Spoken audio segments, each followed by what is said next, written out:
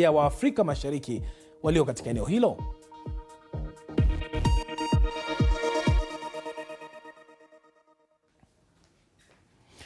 Operesheni ya kijeshi inayotekelezwa na Marekani na Israel dhidi ya Iran inaendelea kuwa na athari kubwa katika eneo zima la Ghuba, leo ikiwa ni siku ya 3 tangu kiongozi mkuu wa Iran Ayatollah Khamenei kuuawa. Wikendi iliyopita Israel na Marekani walitekeleza mashambulizi makali dhidi ya Iran, ikiwemo shambulio lililopiga eneo la jengo katika mji mkuu Tehran. Shambulio hilo lilimuua kiongozi mkuu wa nchi hiyo Ayatollah Ali Khamenei pamoja na viongozi wengine wakuu katika wizara ya ulinzi.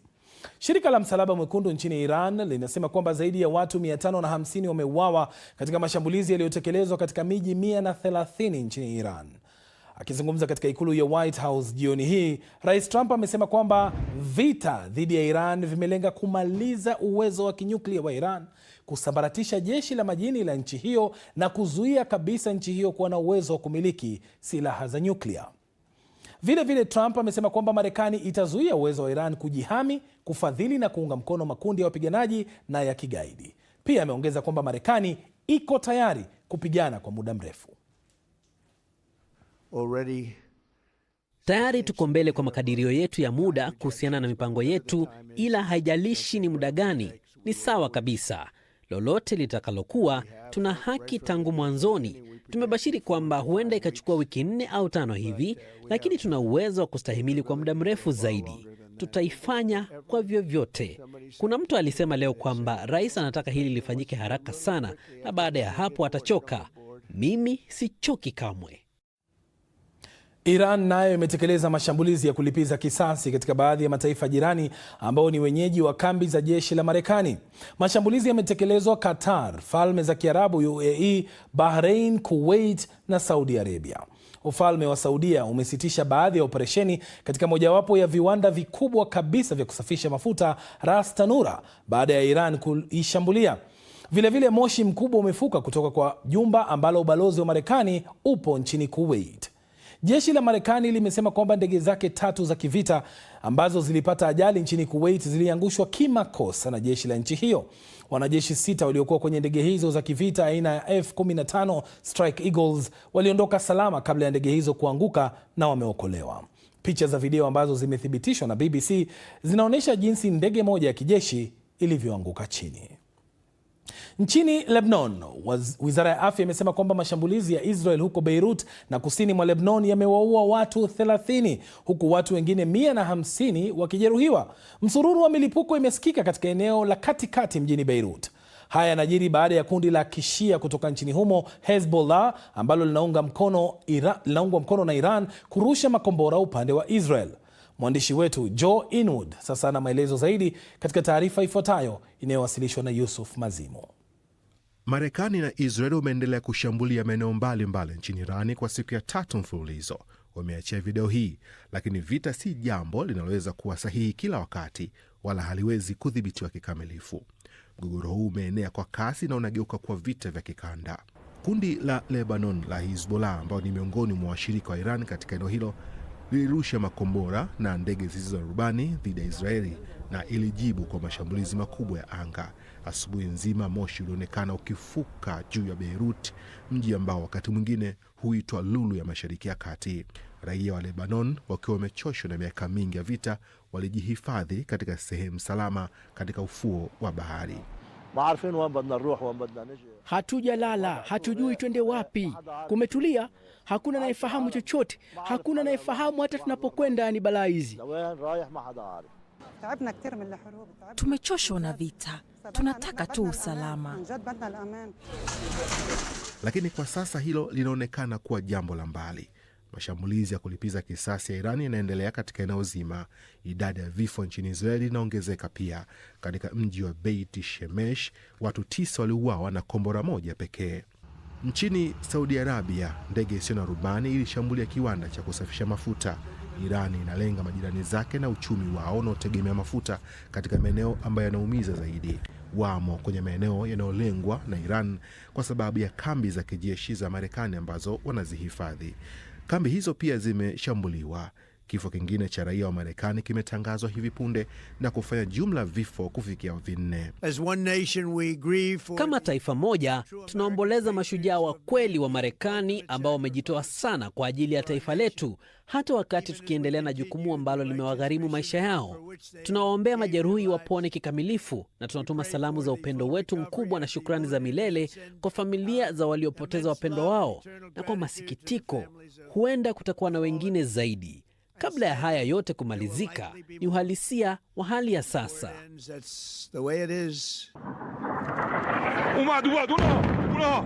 Inaaminika kuwa idadi ya vifo nchini Irani ni kubwa zaidi kuliko mahali pengine popote. Mamlaka zinadai kwamba mamia ya watu wameuawa. Ni vigumu pia kupata picha au video kutoka huko kutokana na ukosefu wa internet kwa asilimia kubwa. Lakini kulingana na kile tunachokiona, mashambulizi yenye madhara makubwa yanaendelea.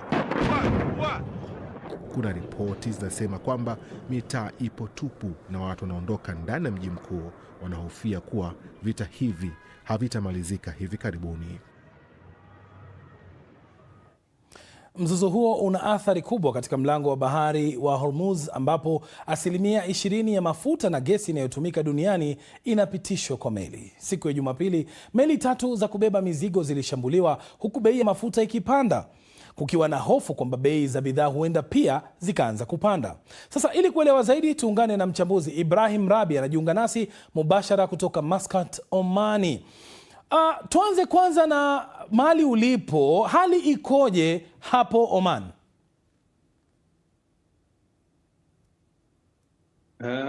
Nashukuru Bwana Ron. Naweza kusema kuwa Omani inabaki kuwa ni sehemu salama zaidi ukilinganisha na majirani wote, kwa sababu hata kile kiliripotiwa jana kwa mashambulizi yalikuwa ni mbali kidogo na eneo la mji mkuu wa Muscat au miji mikubwa. Ni zaidi ya kilomita 500 kutoka mji mkuu wa Muscat kule Duqm, lakini pia hata meli iliyoshambuliwa kwenye pwani ya Omani ilikuwa ni kule Musandam karibu na mfereji wa Hormuz. Kwa hiyo Omani haijakutana na lolote na hali ya kawaida kabisa inaendelea.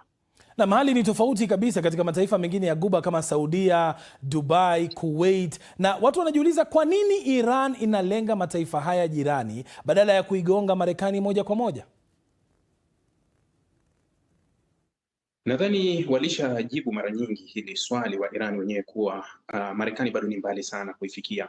Lakini kama Irani hata wangekuwa na makombora ambayo yanafika Marekani, nadhani wangejichongea pia kama wangeweza kurusha makombora kuelekea Marekani, kwa sababu wangepigia mstari hatua za Trump au hoja za Trump ambazo zinapingwa na Wamarekani wengi kuwa Irani inatengeneza makombora ambayo yatafika Marekani. Kwa hiyo kama wangekuwa nayo wangerusha, basi moja kwa moja Trump angekuwa na pointi nyingi za kujitetea. Ndio maana Irani wakasema hatuwezi kufika Marekani, sisi tutashambulia kambi za Marekani zilizo hapa ambazo zitakuwa zikitushambulia. Kwa hiyo maslahi ya Marekani yaliyopo kwenye eneo ndio yatakuwa malengo yetu makuu, na ndio maana wameendelea kufanya hivyo. Na turejee barani Afrika na hususan Afrika Mashariki. Vita hivi vina athari gani kwa raia wa Afrika Mashariki?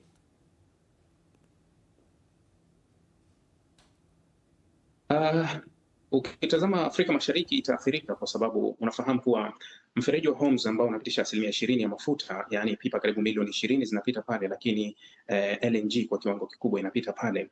Wasafirishaji wakubwa hawa ndio wasafirishaji ambao wanatupelekea mafuta kwetu huko, na nchi nyingi za Kiafrika, mfano kwetu Tanzania, utaratibu wa mafuta unaeleweka kuwa tunakuwa na mafuta ya kiasi fulani miezi kadhaa tu. Kwa hiyo tunaweza kuwa na reserve labda ya miezi 3 au hapo lakini baada ya hapo kwa vyovyote vile na kuwa athari ya hii kinachoendelea Mashariki ya Kati kitapiga moja kwa moja, kwa sababu tunaona leo hii kwa Qatar kutangaza tu kutosafirisha LNG, tunaona imepanda kwa 50% Ulaya na 39% kule Asia. Kwa hiyo hali sio nzuri sana. Shukran sana Ibrahim Rabi, tutarejea kwako baada ya muda usio mrefu. Hii ni Dira ya Dunia kutoka idhaa ya Kiswahili ya BBC. Tutakaporejea tunajibu swali muhimu: nani anaiongoza Iran kwa sasa baada ya kifo cha Ayatollah Ali Khamenei?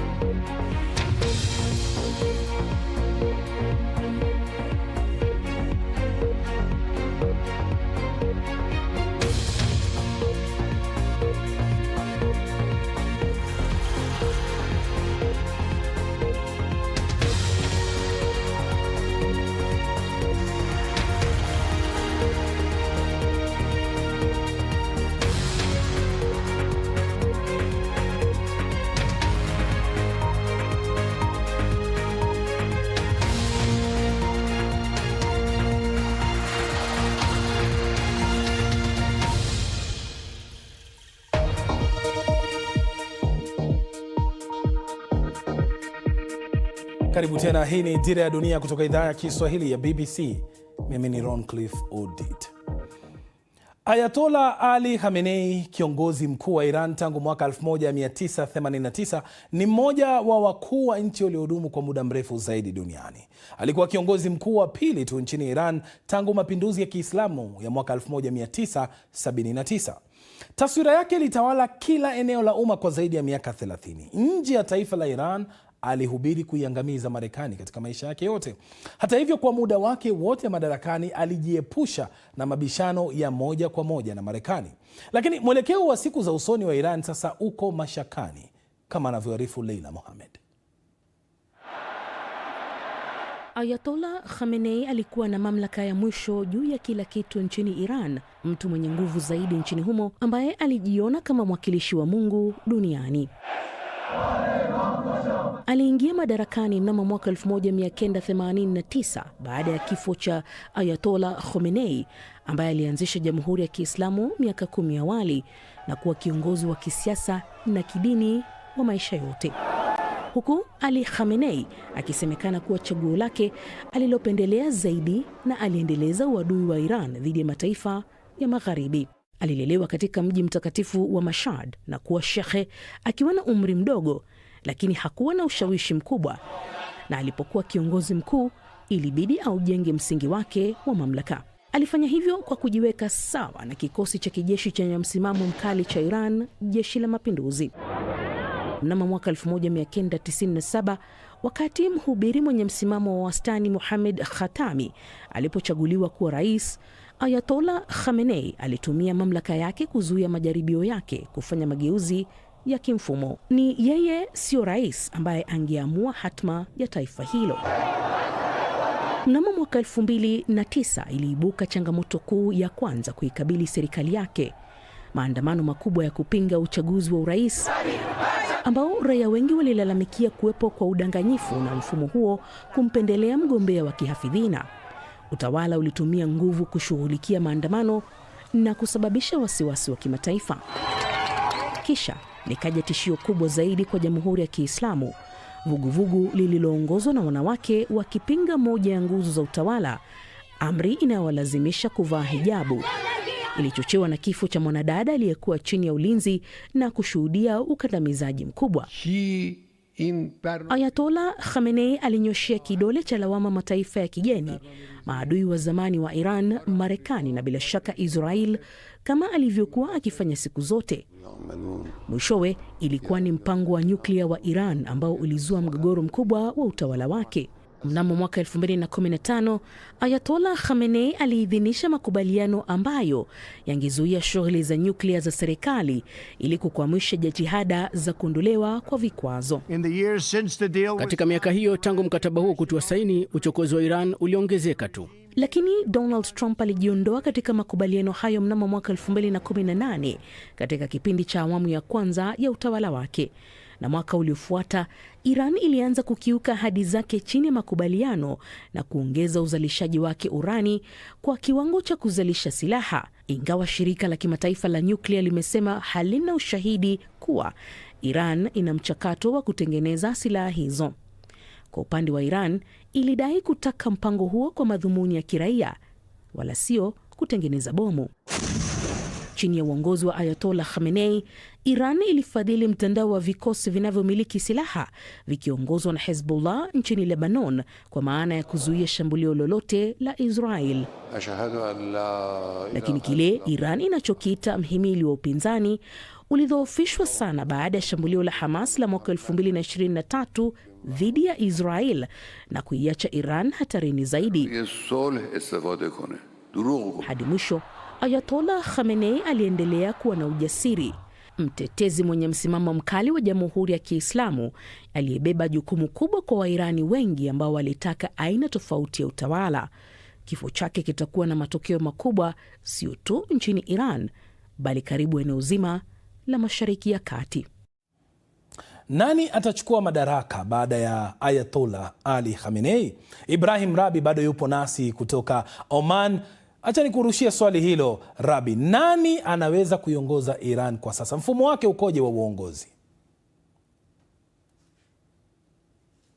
Bado ni vigumu kusema nani atakuja kuiongoza moja kwa moja Irani, lakini Irani mfumo wake uko wazi sana wa uongozi, kwa sababu lile baraza la shura litakuja kuketi baadaye na kuamua ni nani, isipokuwa hivi sasa umeteuliwa nchi inaongozwa na rais wa nchi ambaye anashikilia rais wa nchi Masoud Pezeshkian, lakini akiwa sambamba na Alireza Arafi ambaye alikuwa ni mtaalamu wa ulinzi, lakini mtaalamu wa masuala ya kiusalama ambaye ameshiriki moja kwa moja, na mwingine ambaye yuko kwenye huo uongozi ni jaji mkuu Ghulam Hussein. Kwa hiyo nchi iko kwa viongozi watatu, isipokuwa kwa sasa kwa juu kabisa pale anaonekana ambaye anakaimu nafasi ya Ayatollah Ali Khamenei, anayekaimu nafasi yake ambaye anaonekana hivi sasa ni Alireza Arafi. Kwa hiyo baada ya maziko nadhani ya Khamenei, baadaye watakuja waketi na kupitisha shura ambayo itaketi na wale maayatullah 88 wataketi na kupiga kura kumchagua kiongozi mkuu. Na Rabi, haya yote yanapoendelea, swali linalojitokeza ni mzozo huu utachukua mkondo upi baada ya hapa? Au je, kama wanavyouliza wengi katika mitandao ya kijamii, huu ndio mwanzo wa vita vya tatu vya dunia? Ni vigumu kusema kuwa mzozo utafika kiwango gani, lakini kwa tathmini yangu naona mzozo hautokwenda mbali sana, kwa sababu unafahamu mzozo umetanuka kwa sana, umekuwa mkubwa kwa wakati mdogo, lakini mzozo huu unawaingiza moja kwa moja washirika. Zaidi ya nchi 11 zinashiriki moja kwa moja kwenye mzozo huu, lakini kile tulichozungumza awali kuwa kupanda kwa nishati kule barani Ulaya tayari ni swala jingine. Hali ni ngumu.